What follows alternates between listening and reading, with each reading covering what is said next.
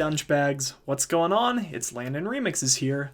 I'm back from New York, and that means it is time to get back into some reviews. And before I get into today's review, I just wanted to take a moment to be completely transparent with you guys. Yesterday, I actually filmed this review already, and I didn't lose the video or anything like that. God knows that's happened numerous times in my channel's history.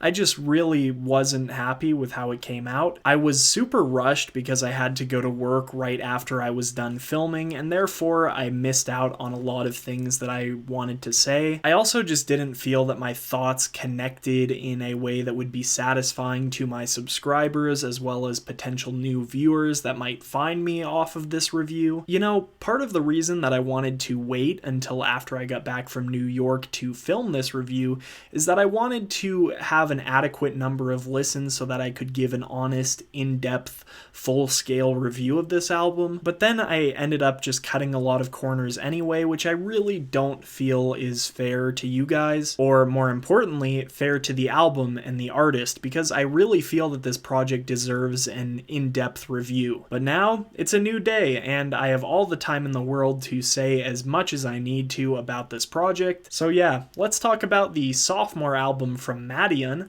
Good Faith. Hugo Leclerc, aka Madeon, is a French electronic music DJ, producer, live performer, and more recently, vocalist, fittingly focusing his music in the realms of French house, new disco, and sometimes electro house as well. Leclerc skyrocketed into fame at a pretty young age thanks to his viral launchpad mashup, Pop Culture, also helped by him landing some official remixes for A-list electronic music acts like Pendulum and Deadmau5. I myself discovered Madeon in 2013, the year that I first started really getting into electronic dance music. Surprisingly, not actually through Pop Culture, but rather the two aforementioned remixes of The Island and Raise Your Weapon, as well as his original song, The City. However, I absolutely do not deny the significance of Pop Culture. Without that mashup, I am doubtful that artists like M4 Sonic and Throttle and Sean Wasabi would have ever found a space to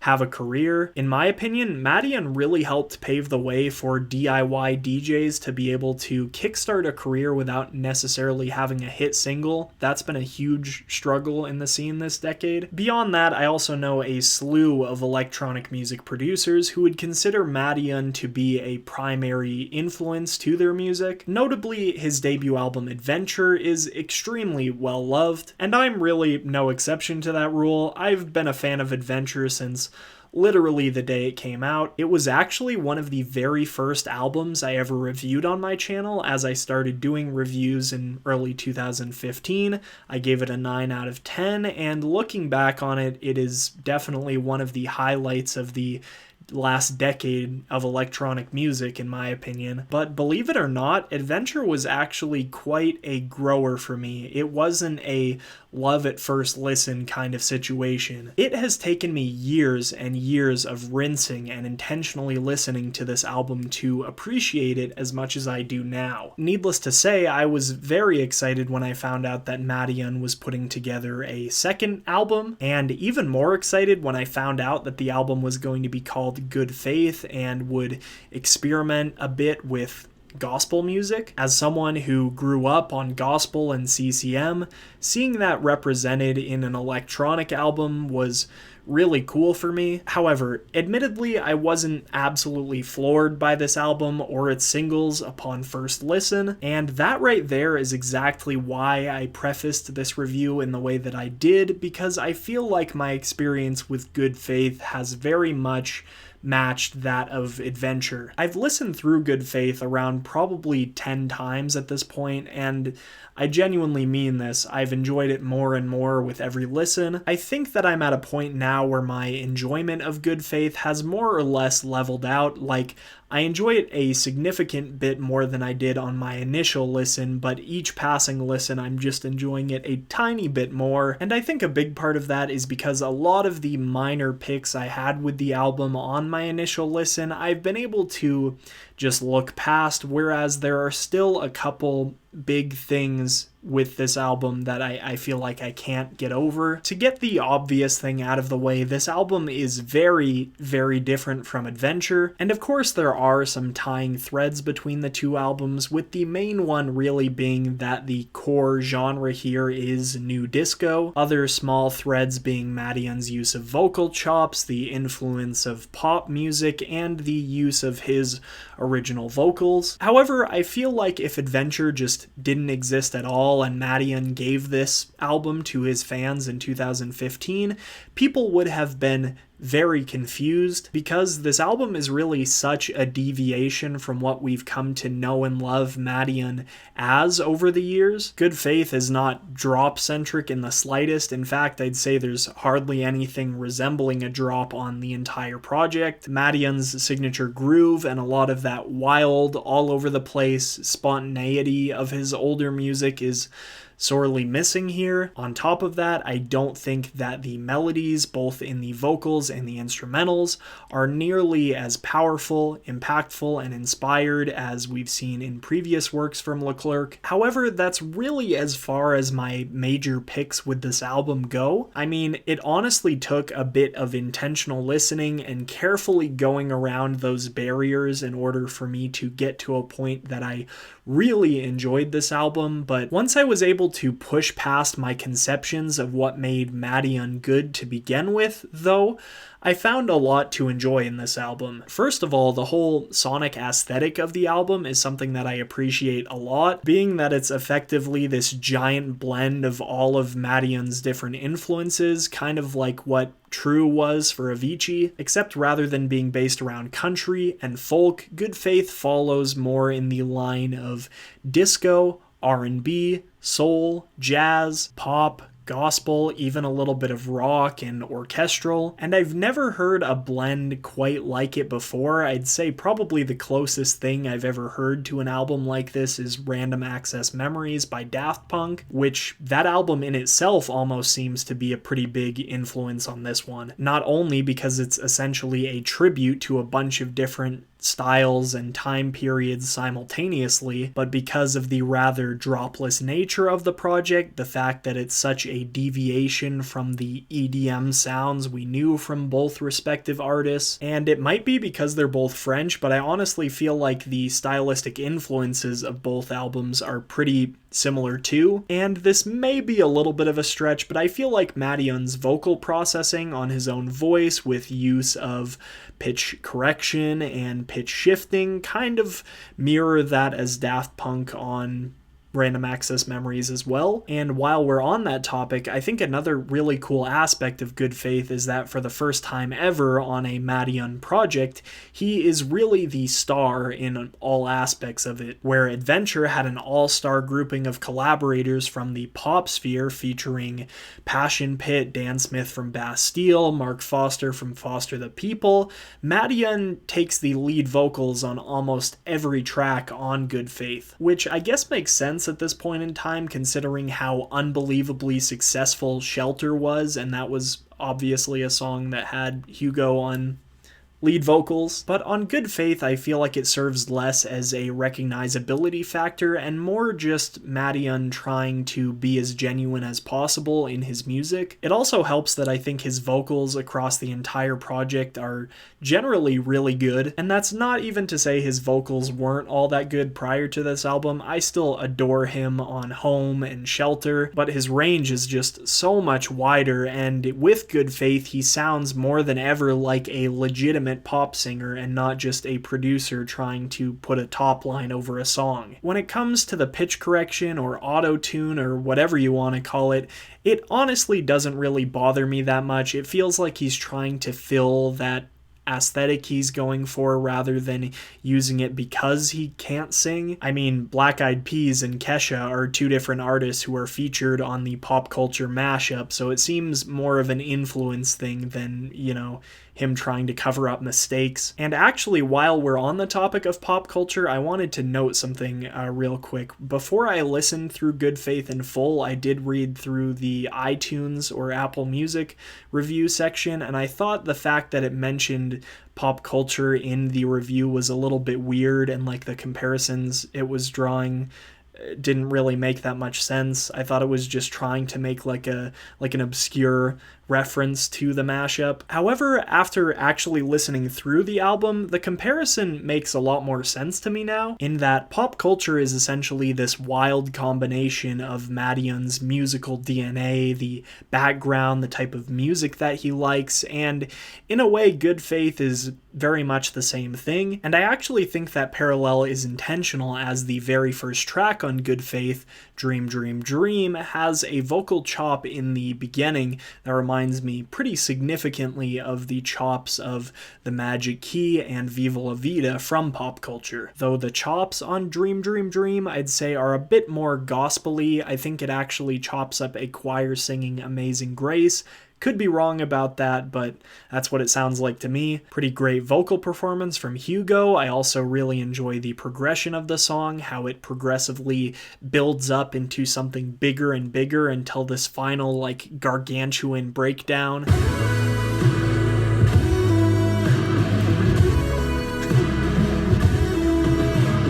All My Friends, like the album as a whole, was one that took me a while to really get into, and I think a big part of that is because of the somewhat understated drop that it has. When I think of it less in terms of an EDM song and more of like a vocal pop funk tune, I appreciate it a lot more. I think one of Madeon's best vocal appearances on the entire album is found on this song. I also like the lyric theme of the song as well. On the surface, it kind of sounds like this fun, dancey party tune, but then when you look into it a little bit deeper, it seems to be this song about social anxiety. There's perhaps something similar going on with the following track, Be Fine, which on one level could be seen as a bright and encouraging type of song, you know, I'll be fine. But then again, that's also what people say when they're certainly not fine. The chorus of the song actually reminds me pretty heavily of Shelter, which is one of those small details that kind of bugs me, but that I'm able to look past on a larger scale. I will be fine, let my body do me right, I'm not alone, you'll be watching over us. Similarly to Dream Dream Dream, really like the gospel-influenced vocal chops on the song, and I like how it kind of starts with an understated kind of feel with that little guitar lick, and then it builds into something more grand as the track goes on. The song has one of the best grooves on the entire album, in my opinion. Nirvana and Mania, at least in my book, are pretty much two parts of the same song. They're really the only two songs on the entire album that transition into each other in any kind of way, and really the only thing standing between the two is this little drum section. Both Nirvana and Mania are super dark, super epic, build into these great breakdowns, with Nirvana climaxing in its breakdown, tossing back and forth between this like big orchestral section, these trappy hi-hats, and these crazy arps, and Mania climaxing with this huge triumphant synth solo. Like I already said, they're pretty much two sides of the same song. I could never picture myself revisiting one or the other by themselves, really ever. Miracle, at least right now, seems to be the fan favorite of the album, and I can totally understand why. One of Madeon's best vocals, period, on this song. Plus that choral-influenced breakdown right before the beat kicks in is just all the feels.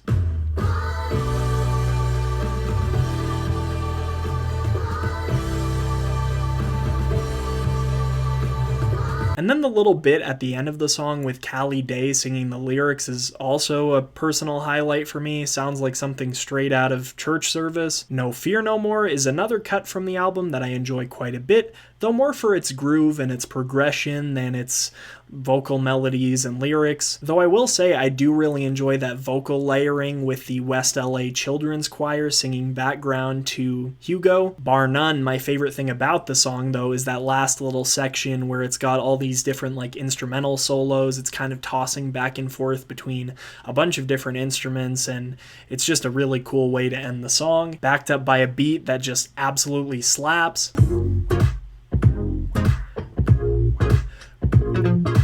Hold Me Just Because is admittedly the only song on the album that I don't really care all that much for, and it's mainly because I don't really like the lead melody in the breakdown much to it all. I will give it at least that the melody does kind of change and evolve, which I think is a cool aspect of it, but I still don't care for that initial melody all that much. Heavy with Hoping is quite possibly my favorite cut on the entire album, and a big reason behind that is Madeon's use of vocal processing, pitch shifting, and formant shifting on Audra May's vocals. With Audra May, you might recognize her from Addicted to You by Avicii, but her voice is so processed that you can hardly even tell. That final chorus of the song is just so good. It gets me every single time.